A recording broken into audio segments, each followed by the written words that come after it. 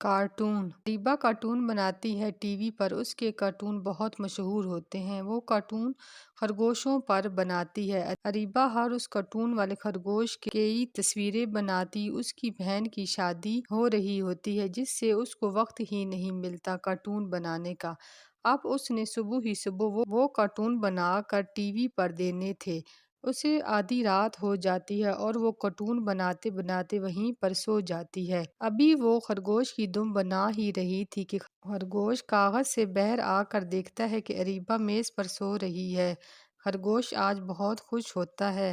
وہ وہاں سے باہر نکل جاتا ہے۔ چلتے چلتے وہ ایک غار کے اندر جاتا ہے۔ وہاں پر سب خرگوشوں کی پارٹی ہو رہی ہوتی ہے۔ وہ سب اس دم کٹے خرگوش کو دیکھ کر حیران ہو جاتے ہیں۔ یہ سب کو بتاتا ہے کہ وہ ٹی وی میں کام کرتا ہے۔ سب کے ساتھ مل کر وہ پارٹی کرتا ہے۔ صبح ہونے سے پہلے پہلے وہ گھر آ کر کاغذ کے اندر چلا جاتا ہے۔ اریبہ جب اٹھتی ہے تو جلدی سے اس کی دم بنا کر کہتی ہے شکر ہے کارٹون بن گئے، بچوں کی قسط مس نہیں ہوئی۔ خرگوش کہتا ہے شکر ہے میں وقت پر پہنچ گیا، یہ کارٹون آج ہمیشہ کے لیے ختم ہو جاتے۔